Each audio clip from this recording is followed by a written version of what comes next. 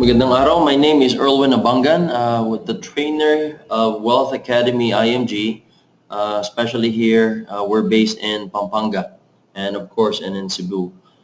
Ang training natin sa araw na ito is learning how to grow your investments and also how to plan for your solid financial foundation.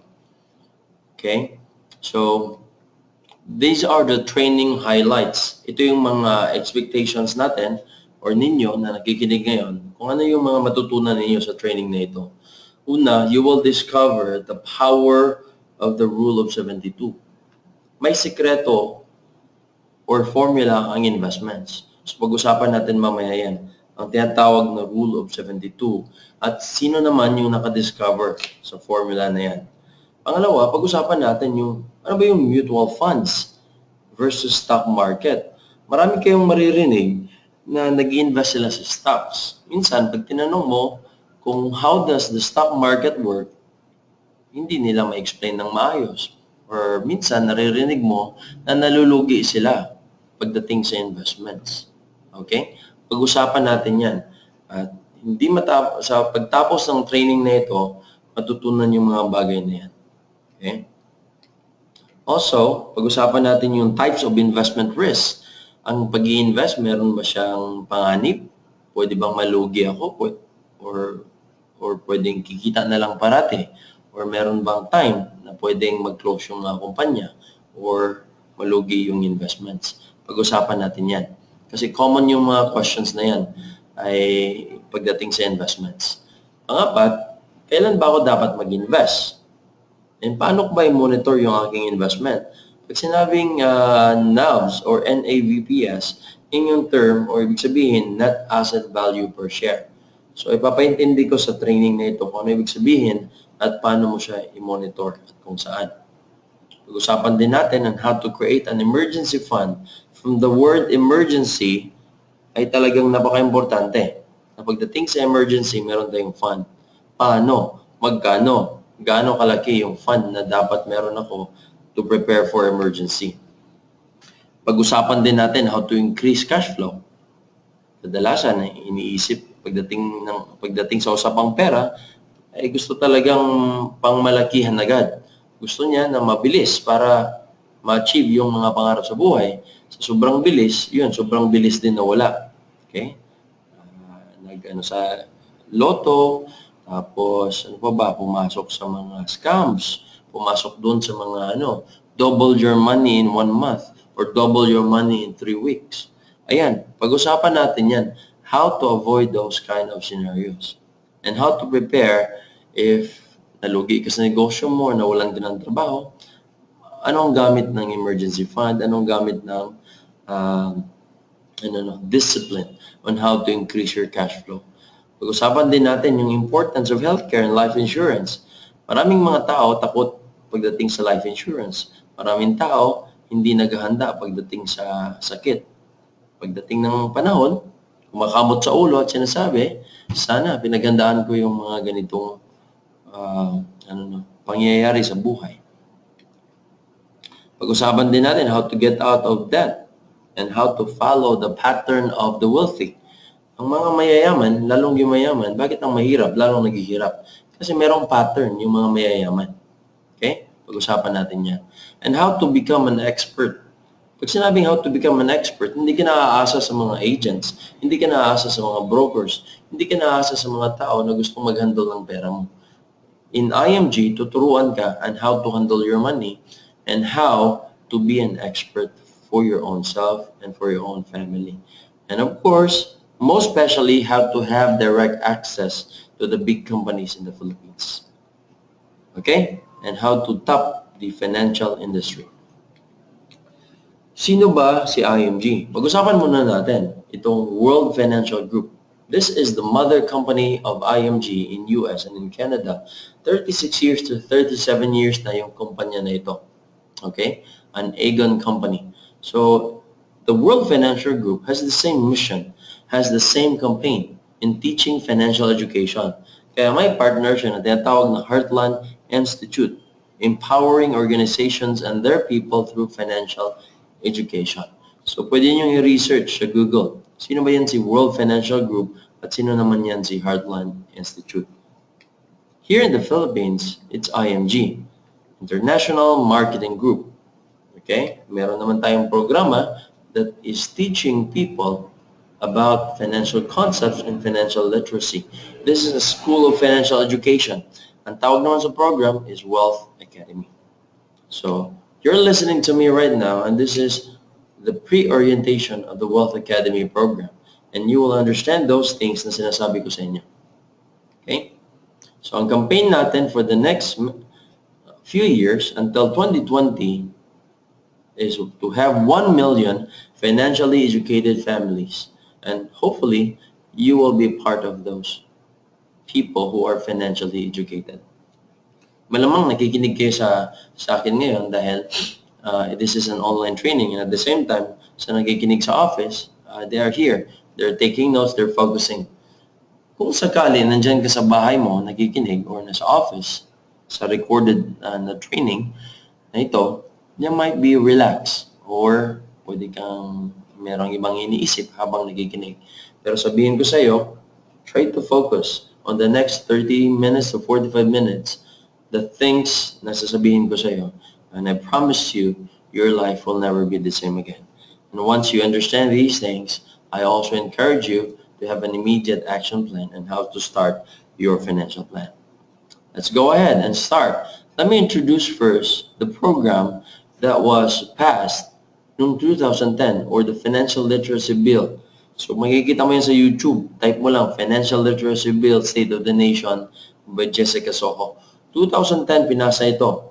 Nakatenga sa Kamara for many years until it was approved noong August 27, 2015. It's called the Republic Act number 10679, an act promoting entrepreneurship and financial education among Filipino youth. So habang bata pa, tinuturuan na ng financial literacy.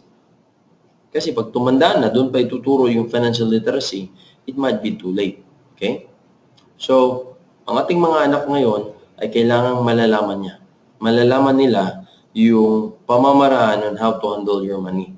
Una, kung ikaw ay parent ngayon na nakikinig sa akin, ay kailangan maintindihan mo. Dahil paano mo ituro sa iyong mga anak kung hindi mo ito maintindihan? Okay? So meron tayong basis na na-approve itong Republic Act number 1069 Financial Bill. Okay, nandyan sa baba yung mga link. And we're happy to know na na-approve siya. Okay? So now let's move forward and discuss about investments. Okay, sabi ko nga, i-discuss ko ngayon yung tinatawag na Rule of 72 by Albert Einstein. This is what we call the power of compounding interest. So the Rule of 72, ganito ang kanyang paraan. 72 divided by the interest equals the number of years to double your money. Ulitin ko, i-divide mo yung 72 kung ano ang kanyang interest, malalaman mo kung ilang taon to doble yung iyong pera. Halimbawa, 30 years old ka ngayon, meron kang 10,000, nilagay mo siya sa savings account na 1% per year ang tubo or below, halimbawa na lang 1% exact.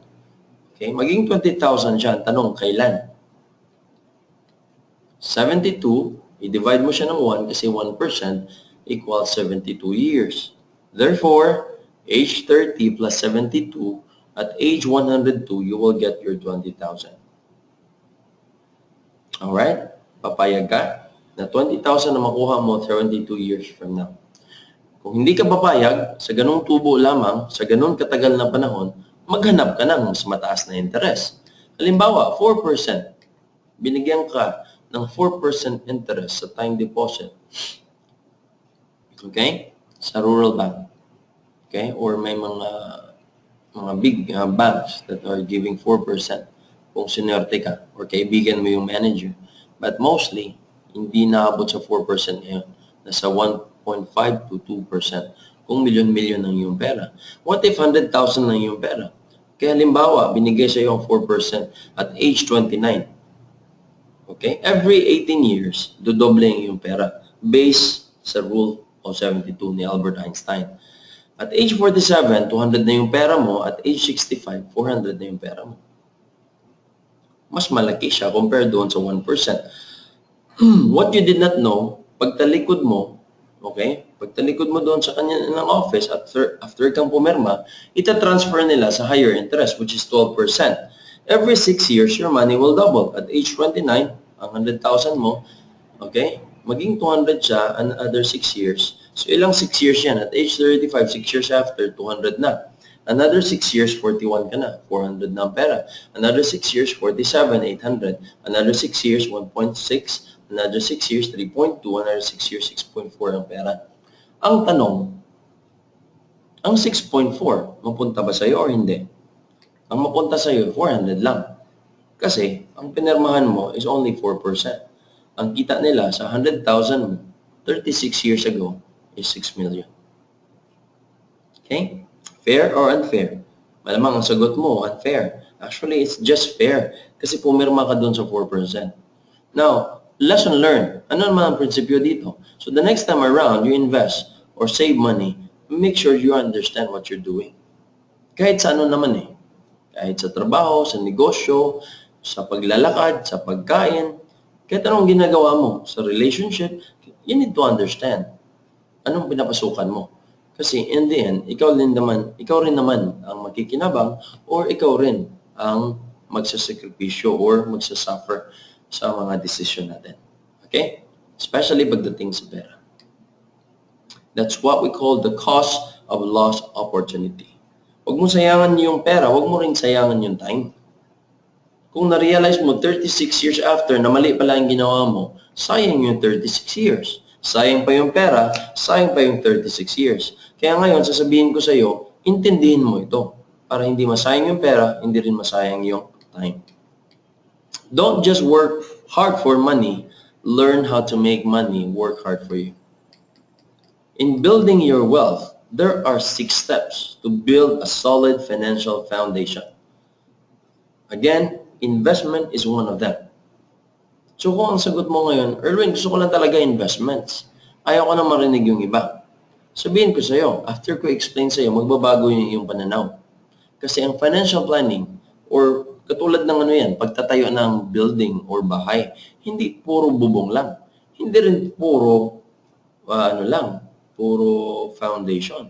Hindi lang puro yero. Hindi lang din puro haligi. Ang bahay, dapat kumpleto. So to build a financial foundation, kailangan kumpleto yung 6. From discipline to increase your cash flow, get healthcare, protection, or insurance, get out of debt, have an emergency fund, then you can continue with your investments. So para maprotektahan yung iyong investments, kailangan meron tayong dapat na tamang foundation.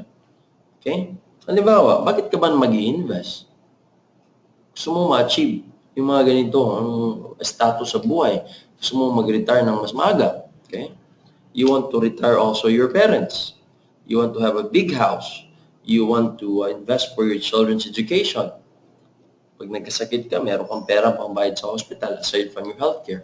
Gusto mo rin ng kotse. Yan, isang kotse lang yan. Pero gusto mo iba-ibang kulay ng kotse, pwede rin naman. You want to travel around the world. Okay? You want to stop poverty. You want to pay off your debt. You want to be financially free. These are common goals why people want to invest. Without proper preparation, pwedeng hindi mo ma-achieve yung lahat na yan. Kasi lahat ng investment mo, i-withdraw mo, pangbayad doon sa hospital, pangbayad sa emergency. So pag tumanda ka na at nagre-retire ka na, kaya maraming tinatawag, maraming mga matatanda na nag-retire in poverty because they did not expect that will happen to them. So where to invest? Let's talk about that. It depends on your investment goals. Short-term goals, short-term instruments. Long-term goals, invest in long-term instruments. Kung less than 1 year, kailangan mo yung pera mo, huwag mong ilagay sa long-term instrument. Lagay mo lang siya sa ATM or savings account. Bakit, Erlwin? Sabi mo kanina, walang tubo. Yes, okay lang kahit walang tubo kasi kailangan mo yung pera mo in 1 year. Okay? So kung kailangan mo siya more than 1 year, bank time deposit, bond fund, or treasury bills or treasury notes. Pero kung gusto mo mas long-term, mas malaki ang kita, invest it in the stock market, in the mutual funds, and long-term healthcare. Pag-usapan lang natin maya-maya konti, anong magkakaiba niyan? Mutual fund, ano din naman yung stock market? Let's read this first. Taking risks to reach your goal is something you need to do or something you want to do. That's a question you can ask yourself. Mag-i-invest ba ako kahit risky? Kailangan ko bang gagawin yun or gusto ko lang gawin? Okay? So depende yan sa talagang sa reason mo. Halimbawa, kung gusto mo talagang yumaman dahil hindi ka pa mayaman ngayon, okay? Maybe you need to do that. Okay? The reason of doing that, it's a need. Okay? Pero pag mayaman ka na ngayon at gusto mo bang magpayaman, okay, maybe that is something you want to do to add on to your to increasing your money kahit mayaman ka na. But if you feel it's a need dahil gusto mong magpayaman, you will be in the right direction. Okay? So, pero kailangan mong intindihin yung risk-return trade-off. Halimbawa, pag kumain ka, delikado bang kumain? Nagda-drive ka tapos walang tubig? Pwede kang mabilaw ka, tama?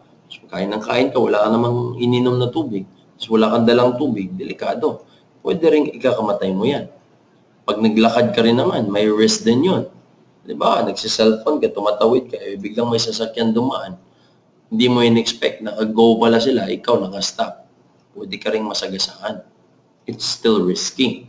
Pag tulog ka, pwede ka rin hindi magising kinabukasan.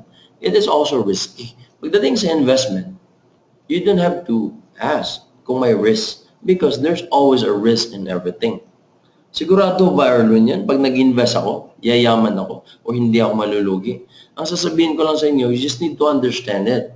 When, how, and why are you investing?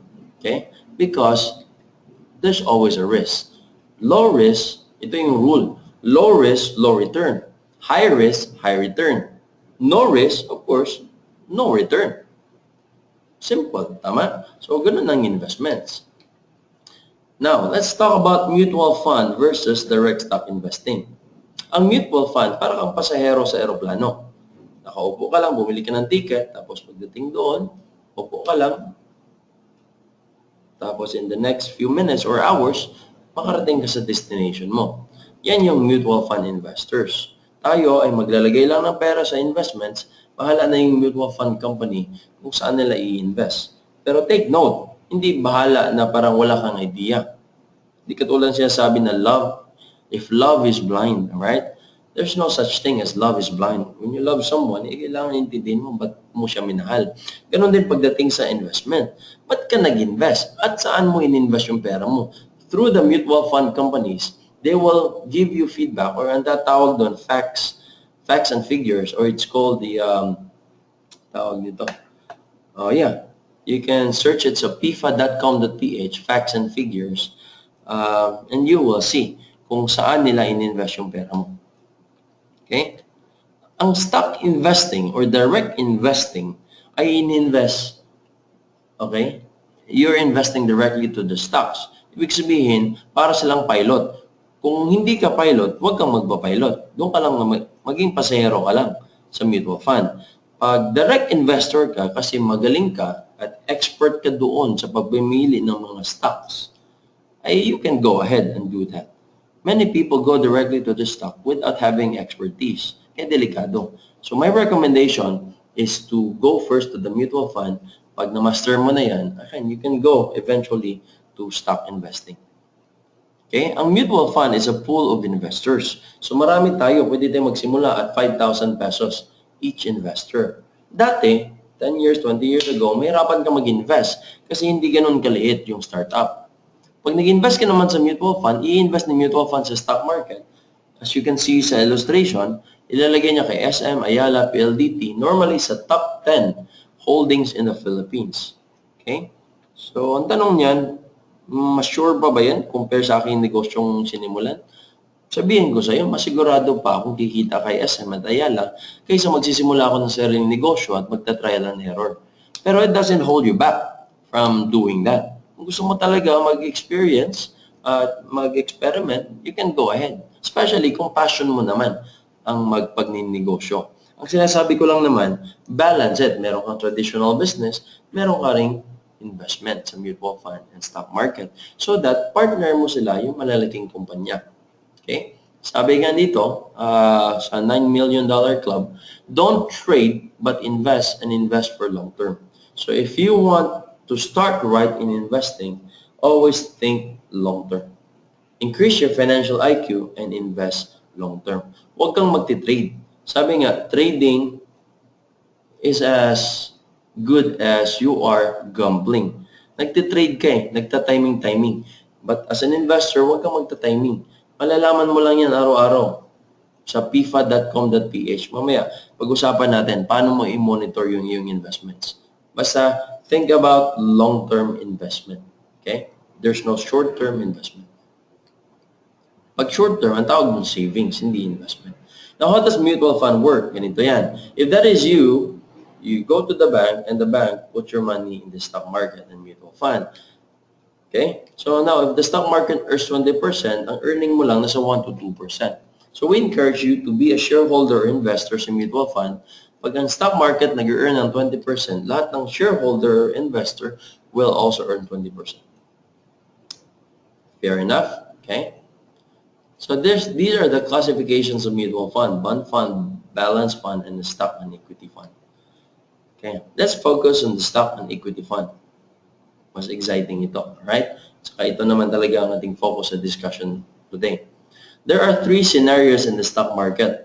There's a performance na pataas talaga, scenario A. Scenario B, bumaba tapos tumaas ulit. Scenario C, bumaba talaga ng husto, tapos nung tumaas, hindi siya bumalik doon sa kanyang record high.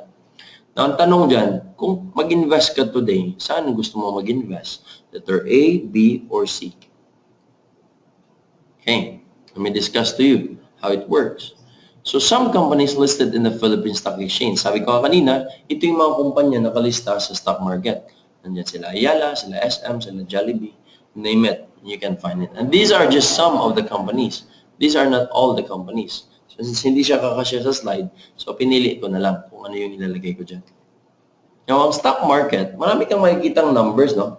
Kung titingin ka sa website or pupunta ka doon sa Philippine Stock Exchange. Pero ang tandaan mo lang, dalawang color. Green at saka red. Pag may nakikita kang mga red na number, ibig sabihin, bumaba yung market. Pag may makikita kang green, ibig sabihin, tumaas yung market. Ganun lang ka-simple. You don't have to memorize all those numbers. Kasi may mga website naman na pwede na mong puntahan na makikita mo araw-araw. Magkano bang presyo? Okay, let's start from scenario A. Ang price niya is 10 pesos per share na nagsimula sa unang buwan. Yung bilog na 6 stands for months. First month, second month, third month to the 6th month, 6 months. So ang pagbibili ng investment, para kang bumili ng bigas per kilo. Sa investment naman per share. So kung meron kang 100 pesos ngayon, binili mo siya sa 10 pesos per share, you can buy 10 shares. Second month, naging 12 pesos per share, ang mabili mo lang na share is 8.33 shares na lang, bumaba. Tumaas ng third month, fourth month, fifth month until the 6 months, tuloy-tuloy ang paglagay mo ng 100 pesos per month. Ang total shares na bili mo is 42.28 times 20 equals 845.60 minus 600, 245.60. Kumita ka on the 6th month because marami kang shares na nabili. Okay? Kung tumaas yung market, syempre, tumaas din yung kanyang value. Ang pagkakaiba lang is kumukunti yung share mo habang bumibili ka nung tumaas yung market. Now, let's go to scenario B. Tandaan mo yung sagot sa letter A, 245.60. Pareho din sa letter B. What if ganito ang market? Okay? Ganito ang economy, bumaba. Nagkakaroon ng mga bombing, nagkaroon ng problema, nagkaroon ng viral na sakit. Ang mga tao ayaw lumabas, ayaw punta ng mall. So mga businesses are also affected. Therefore, our economy is also affected. So halimbawa, pag ganyan ang mangyayari, habang bumaba yung shares, tumataas yung shares, habang bumababa yung price per share, tumataas yung shares na nabili mo.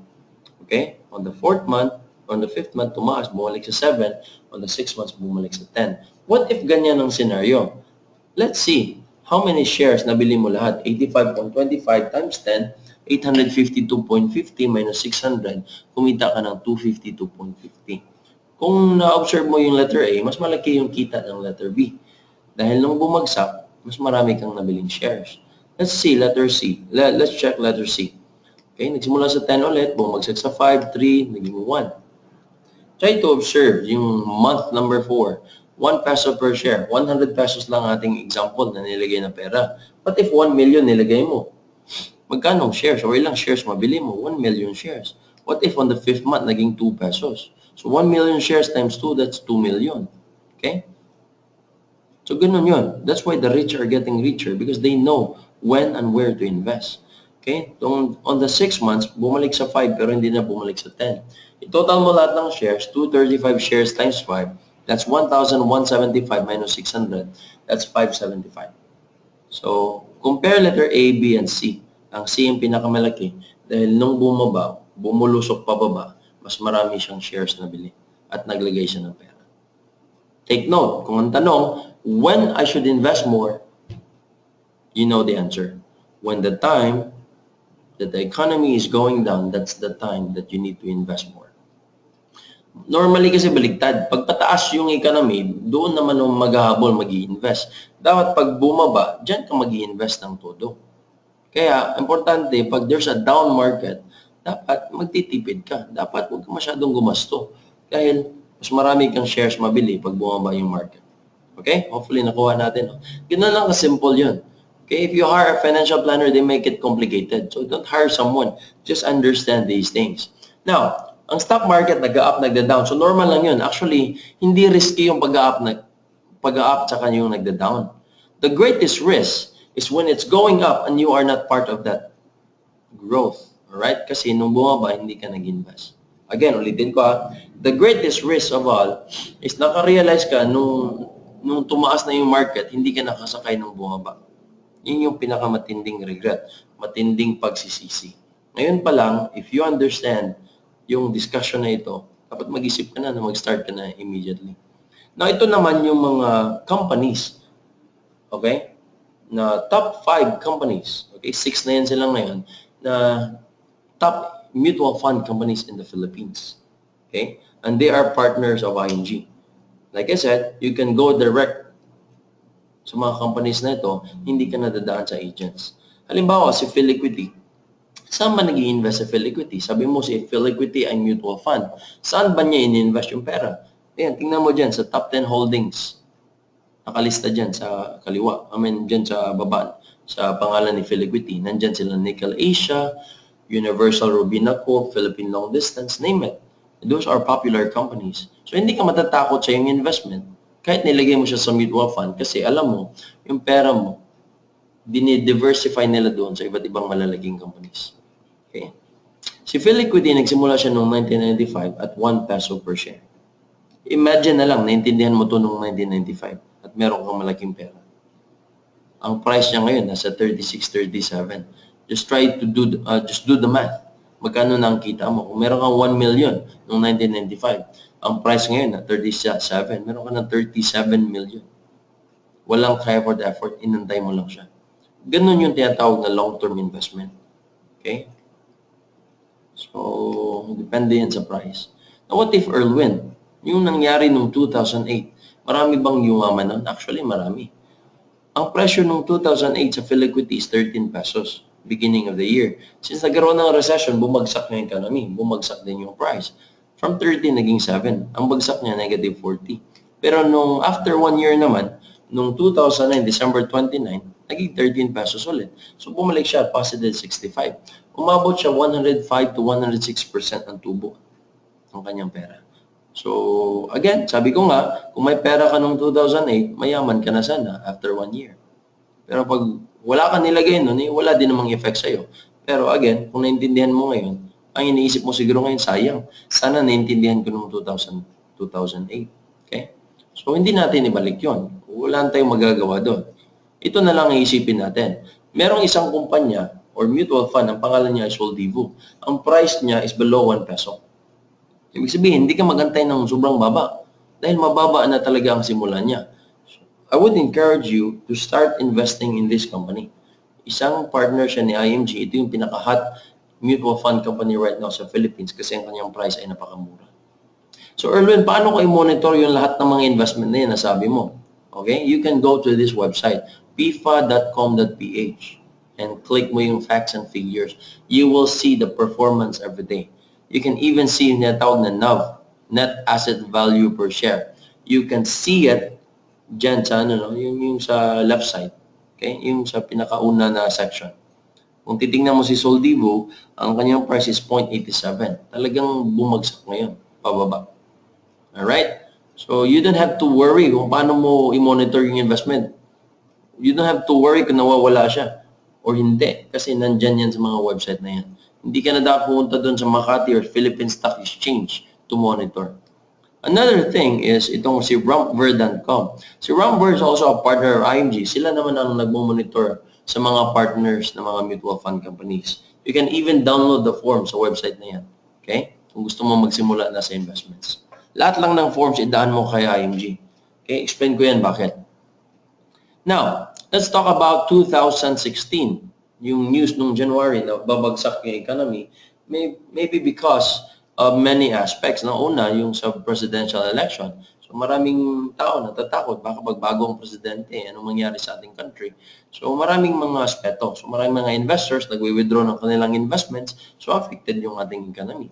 Now, ang tanong, magandang balita ba yan na bumagsak ang economy? Of course. Like I said kanina, pag nag-down ang market, it's a greater opportunity to invest more money in the stock market. Sabi ng ating mentor, and also the mentor of brother Bo Sanchez, which is Noel Anadilla, sabi niya, stocks are now at a bargain level. One of the best times to invest. This is what we've been waiting for. So make sure to invest more. Advise your family and friends. They will appreciate you in the coming years. And I'll tell you, if you do that, and if you understand now, and you start immediately, I promise you, in the next few years, your family will be happy and they will appreciate you na ginawa mo yun. Pero kung hindi mo gagawin for the next 10 years, I bet your life will still be the same. You keep working for the money for the rest of your life. Why not let your money work for you starting right now? Kahit pa konti-konti, start at 5,000. Tapos after 5,000, minimum 1,000 pesos. Okay? So hopefully it's clear and hopefully nag-sink in sa inyong mind and inyong heart na talagang importante itong investments. However, may tinatawag na emergency fund. In case the market goes down, kailangan mo ng pera. Sabi nga, hindi ka dapat kukuha ng pera, kundi maglagay ka ng maraming pera.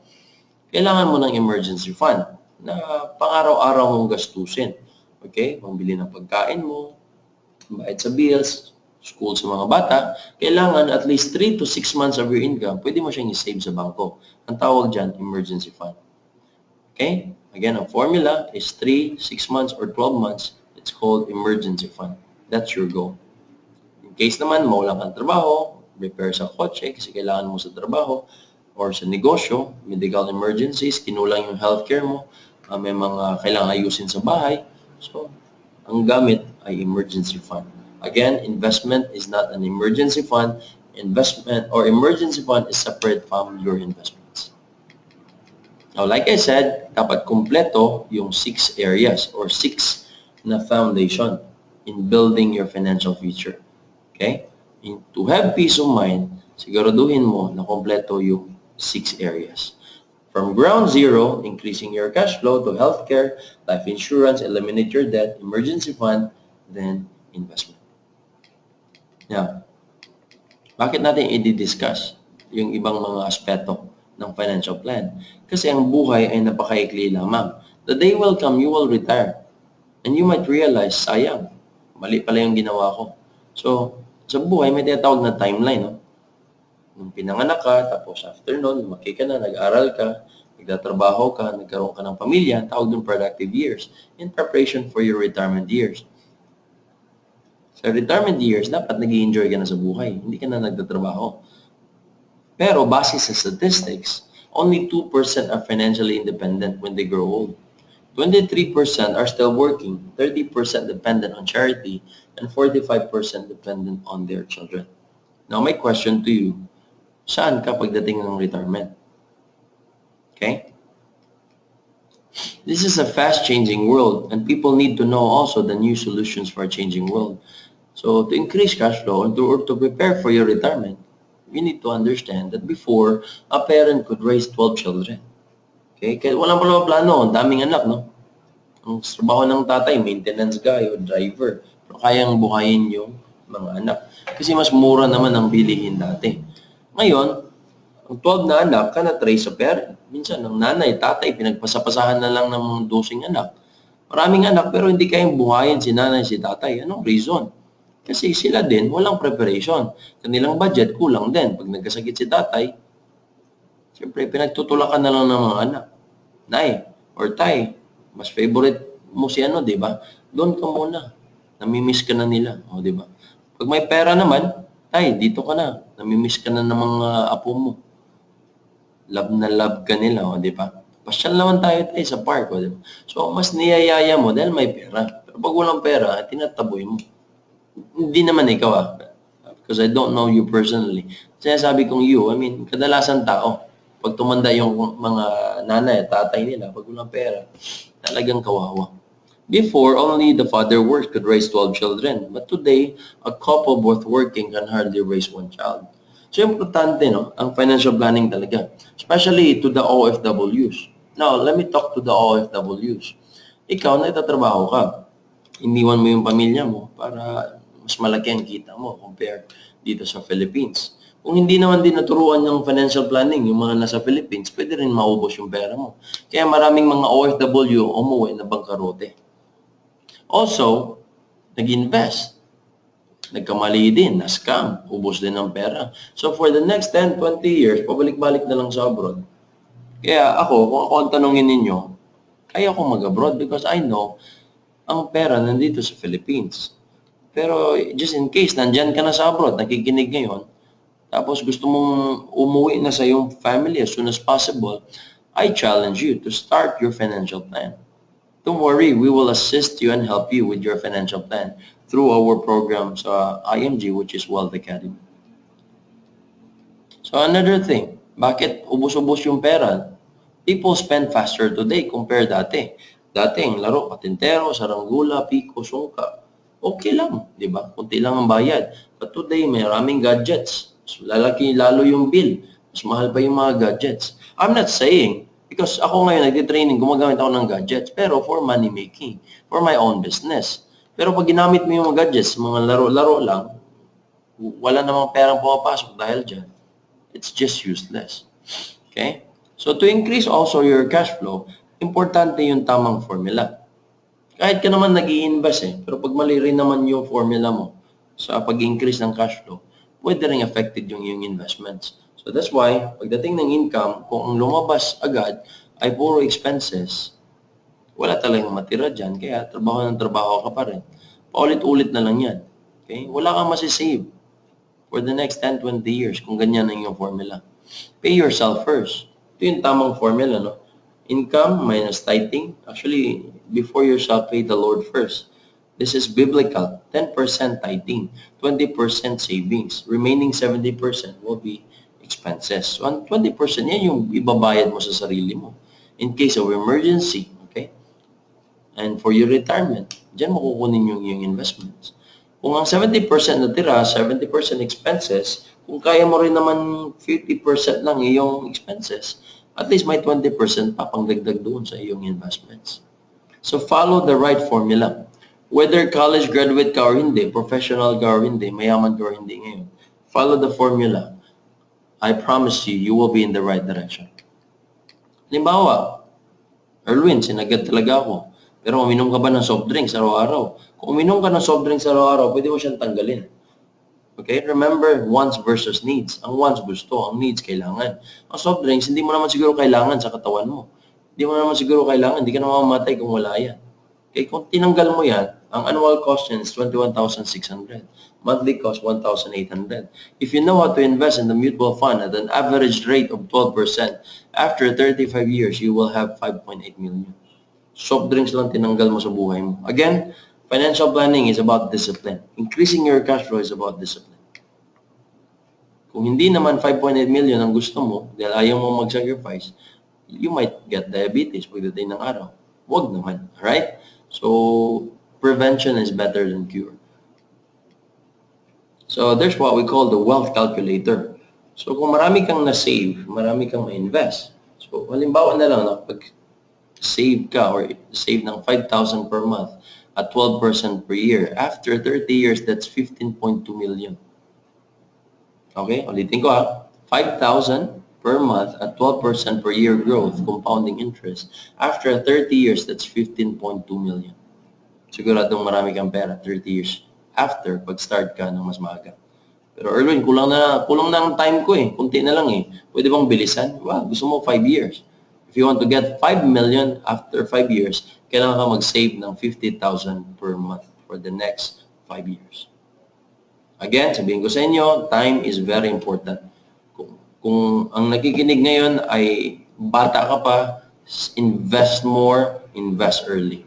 Si Warren Buffett, the second richest man in the world noong 2010, sabi niya, I start investing at age 11. I even started too late. Di ba? Ang feeling niya, too late na 11 years old. Kung nakikinig ka sa akin ngayon, 40, 50 years old ka na ngayon, I'll tell you, it's very late. However, since buhay ka pa naman, meron ka pang mga anak na pwede mong turuan nito para mas mapabilis ang growth ng iyong money, dapat lakihan mo yung iyong investments. Ganun lang yun. Okay?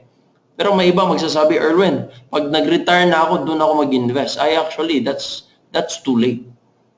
Baka pag nag-retire ka, yung pera na yan, na retirement money mo, baka pambayad lang din sa utang. Wala ka pang disiplina, ubos yan. Problema, kadalasan nagre-retire at age 60, kakuha ng retirement money, ubos na at age 65, nabuhay pa for many years. Diba? Nabuhay siya until age 90. Meron pa siyang meron pa siyang 25 years suffering. Wala na siyang pera. Marami siyang gastusin, maintenance, pagkain niya. Tapos pinagpasapasahan pa siya ng mga anak. Ngayon pa lang pag-isipan natin. Yung training na ito, hindi to for entertainment purposes. This is something to do with your own personal decision if you want to be financially free. Ako, I've learned this training 10 years ago. Kaya tinuturo ko sa inyo because I realized na talagang this is very important. This can even save lives. This can even save your next generation. Kaya wag niyong hayaan na hindi niyo maintindihan ito. Kung nalilito ka sa mga explanation ko dahil maraming numbers, okay lang. Kasi pwede mo naman akong i-chat, pwede mo rin akong tawagan, pag-usapan natin yung mga questions mo. Like I said, this is just a pre-orientation. Hindi mo makukuha ito lahat. Pwede mo makuha lahat, pero kung hindi ka masyadong focus, pwedeng malilito ka. Now, I have a quick question for you. This is a personal question. If you lose your income today, how many years can you survive? Let me repeat that. If you lose your income today, how many years can you survive? In Tagalog, pag nawalan ka ng income ngayon, sa araw na ito, mawalan ka ng trabaho bigla or mabankrupt yung negosyo mo, ilang years yung pamilya mo magsusurvive? If your answer is, I don't know, kailangan mo maghanda. Baka bigla kang mawalan ng trabaho. Hindi ka pa nakapag-invest. Hindi ka pa nakapag-save. Bigla ka nawalan ng trabaho. Anong gagawin ko, Erlwin? Okay? That's why it's very important to provide yourself with healthcare. In case magsakit ka bigla. So, kadalasan naman sa mga kumpanya, nagbibigay sila sa inyo ng card. Ang tawag doon, healthcare. On top of PhilHealth. PhilHealth is the discount. So, yung card na binibigyan nila, ang tawag doon, healthcare. Just in case, kasakit ka, meron ka pang bayad dyan sa private hospital. Pag wala ka namang healthcare, ayan, happy together. Kasama yung ibang may sakit. Isang bed lang kayo, dikit-dikit kayo. Masaya naman kasi marami kayo. Pero ang tanong dyan, totoo ba talagang masaya?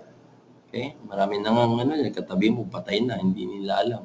So, mura, pero mapamura ka rin sa kulang ng serbisyo at facility. Yung sa kabila, sa private room, mahal. Maramdaman mo rin naman yung pagmamahal. So, kaya, hindi lang investment, ang preparation. Kailangan mo rin ng healthcare. So, to know more about that, may separate discussion tayo about that. So, buy yourself a long-term healthcare also while you are still young and healthy in preparation for your old age. Kasi ang sakit doon lumabas pagtandaan natin. Kaya tandaan mo, get a long-term healthcare. Pagdating naman sa insurance, ganito naman ang role ng insurance.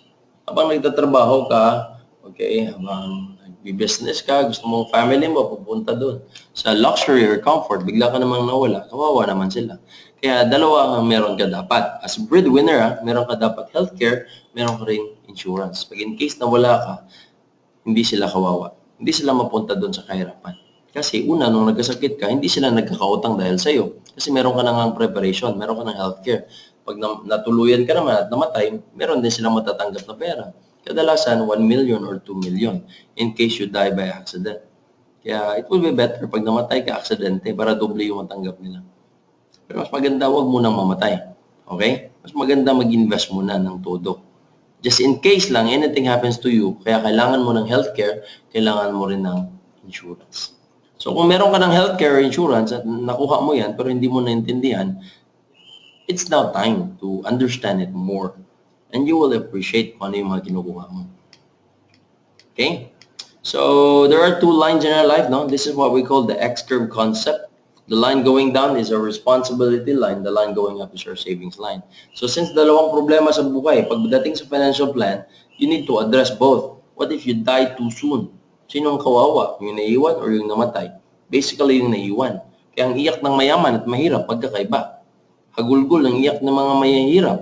Pag mayaman naman, medyo matamis ang kanilang luha kasi maraming iniwan. May insurance, mayroong property, maraming kotse, maraming bahay, ay talagang masaya yung mga naiwan. What if naman nabuhay ka ng mahaba? Ikaw rin naman ang kawawa pag wala kang preparation. So in financial planning, you need to decrease your responsibility, increase your savings, so that the day will come, your money will be working for you, not you working for the money anymore. Okay? So now, before we'll end, let me just emphasize about managing your debt. Okay? If you want to manage your debt, you need to be committed to pay off your debt. For richer or for poorer, for better or for worse, in sickness and in health, till death do us part. Right? Marami kayang naghihiwalay dahil sa utang. Maraming naluloko dahil sa utang. Maraming na-stress dahil sa utang. So if utang is not good for you, get out of that. Right? Remember, in richer or for poorer, for better or for worse, in sickness and in health, till death do us part. If your desire for riches is strong enough, you need to work hard and endure the process and follow the pattern of success. As you can see, the list of these billionaires sa Forbes, okay, no? Tawag sa kanila Filipino billionaires, but actually, saan ba talaga ang original na Filipino dyan? Di ba? Mostly are Chinese, mostly are foreigners, alright? Naging Filipino lang sila, naging dual citizen, but actually there's no pure Filipino there. Hopefully, you will be the first Filipino that will be a billionaire, no? I'm part of these guys. If we don't know their secret, their pattern, we cannot be one of them, okay? Sabi ni Brother Bo Sanchez, who is also our mentor and a member of IMG, sabi niya, money doesn't buy happiness, but money buys freedom. So these people listed in the top 10 richest men in the Philippines have freedom. They have financial freedom. So, kung religious ka, mahilig ka tumulong sa ibang tao, wala ka pang problema sa pera, eh, makatulong ka naman sa mabuti sa ibang tao. Pero gusto mo tumulong sa iba, wala ka naman pera, eh, hindi ka rin makagalaw. So, lahat kayo kailangan ng tulong. Kaya naniniwala ako sa sinabi ni Brother Bo Sanchez. Hindi mo mabili yung happiness. Pero the money you give, the money you produce, na ginamit sa pamilya mo, sa church, it can bring many people to be happy. Okay? So money is a tool to be happy. It might not buy happiness. Sabi nila, well, money is evil. The love of money is evil, not money. Money is a good servant, but it's a bad master. But I'll tell you, the lack of money has done more evil than the love of money.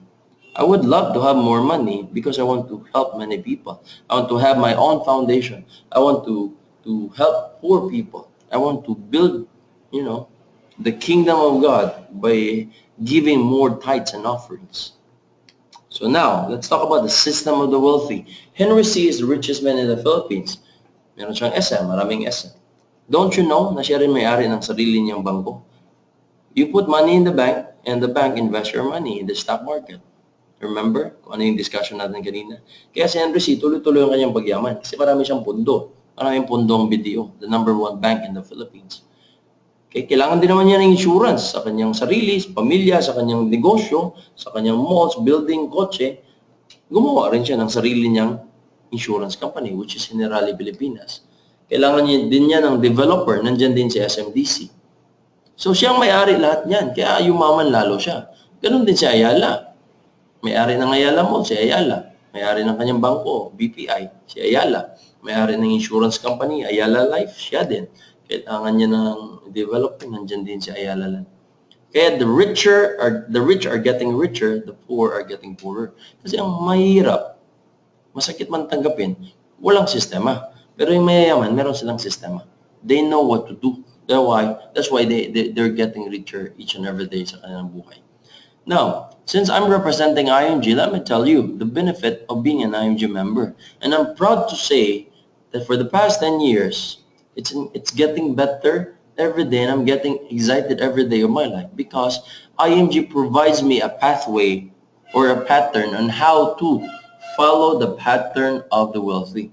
As an IMG member, I can connect with the direct companies, the financial industry companies in the Philippines, from healthcare, insurance, investment, real estate, general insurance, allied services, name it. Para akong SM. I'm a one-stop shop broker or expert. If I want to get my own healthcare, insurance, investments, hindi na ako pupunta sa agents. I can go directly to these companies. Alright? You get what I mean? So, you have a direct access to these big companies in the Philippines. So, minsan may magtatanong, Erlwin, baka scam sa IMG? Ang sagot ko na lang, tanungin mo na lang si SMDC, Ayala Land, Sun Life, Soldivo, Kaiser, those companies who are partner with IMG. Ang tanong, bakit sila nagjo-join? Bakit sila nagipag-partner kay IMG? Okay? Something to think about. Now, why should you join IMG? Because you are joining a big company that has a direct access to those companies na mga popular. If you want to build your financial future. Kasi mostly kasi, gusto mo bumili ng product like healthcare insurance, dadaan ka sa agents. I'm not against the agents. I'm just saying, if you can be an agent to yourself, it would be better. Kasi minsan, pag gumawa ka sa agent, siyempre, ang trabaho nila, they're selling products. Okay? Pag hindi mo maintindihan, you are blaming them. Why would you blame them if that is your own life? So it would be better to understand it yourself. That's why kung may pumalpak man, don't blame other people. Just blame yourself. So that hindi mo i-blame yung sarili mo pagdating ng araw, it is very important to understand these things. Kaya in IMG, when you join IMG, there's a lifetime membership and at the same time, lifetime training. Tuloy-tuloy. So kaya, ang sabi ko kanina, isa sa expectations mo sa training na ito is if you will become a member of IMG, there will be a guaranteed financial education because that is part of your membership. Gawin kang expert. Okay? I know you're in the right place at the right time. All you need to do is the right thing. So get started now, whether you're ready or not. The details of your path will never be totally clear unless you start acting. You don't know what you're capable of doing until you try. There are unlimited excuses in this world to justify your laziness. Remember, 10 years from now, you either make a lot of money or make a lot of excuses. Klaro tayo doon? It doesn't matter whether you know me or not. What matters is the things that I'm teaching to you today that you will apply it. Okay? Because there's high cost of waiting. Try to compare the three scenarios na Mr. Save Early, Mr. Save Wait Longer, and Mr. Catch Up. Si Save Early, naintindihan niya agad how to invest, how to build his financial future. Start siya ngayon sa investment, 20,000 per year for the next 6 years. Lahat ng na-invest niya is 120,000. So sabi natin kanina, ang investment nag-compound. Okay? Depende kung gaano kahaba yung panahon. So mahaba ang panahon na inaantay niya, pagdating ng age 60, yung kanyang pera naging 5.4 million. Okay? So Mr. Wait Longer naman, sumunod siya after 6 years pa. Same amount of money, same amount of time, pero nag-delay lang siya ng 6 years. Ang pera niya is 2.7 lang. Si Mr. Catch Up, gusto niyang habulin si Mr. Save Early, nakahabol siya, naging 5.3 million din. Pero mas marami siyang perang nilagay sa investments compared doon kay Mr. Save Early. So time is your ally. If you understand these things, if you have some money to start, start. Okay? I encourage you immediately to start. Again, time waits to no one. Okay, the value of time is so important. Okay, katulad nito, ito yung wealth calculator. So, madidetermine mo kung kailan ka pwede mag-retire. Gusto mo mag-retire 5 years from now to get 4 million, you know how to get it. Just put 50,000 per year for the next 5 years, you will get 4 million or more. Same is true for 10 years, 20 years, 30 years. So, gusto mo mas malaki pa yung pera mo, wait longer. Okay? I mean, not wait longer to invest. I mean, invest more, tapos antayin mo, palaguin mo yung pera mo sa matagal na panahon. Someone is sitting in the shade today because someone planted a tree a long time ago. Bakit yung mga mayayaman, yung kanilang mga anak ay nagre-reap ng rewards or tasted the fruit ng sacrifice ng kanilang parents or grandparents? Ibig sabihin ba, automatic nandyan yan? Hindi. Someone sacrificed for them. Ganon din. If your grandparents or parents are not rich and you want to be rich, sino magsasacrifice for you? Di ba ikaw? Di ba tayo? So, tayo ang magpa-plant ng tree. And our children's children will benefit of the shade and the fruits na ating, yung tree, at saka matikman nila yung fruit ng tree na ating tinanim. Another quotation. The best time to plant a tree is 20 years ago. No, the second best time is now. Not tomorrow and not later. It's now. If you don't do it now, if you will not do it now, a year from now, you may wish you had started today. Marami akong kausap. Tinuruan ko dito, minentor ko. Ang sabi sa akin, Erlwin, ang daya mo naman, dapat 10 years ago, sabay sana tayo, ba't hindi mo ako pinilit? Ba't hindi mo ako kinulit? Sabi ko, I'm sorry, hindi ako ganun kakulit eh. Sabihin ko sa'yo, start ka na ngayon. Kasi 10 years later, baka ganun ang sasabihin mo. Sana, nagsimula ako 10 years ago. Okay? It's not easy to do financial plan. What matters is, you understand yung principles nating naintindihan. Ang mga paano yung monitor, madali na lang yun. Mapag-usapan natin yan eh. Kasali sa tumis yan. And last but not the least, this is my final message. You cannot go back and make a brand new start or brand new beginning. But you can start now and make a brand new ending. Kung gusto mo, before you leave this life or before you grow old, and you want your ending to be different compared to your grandparents, again, start now.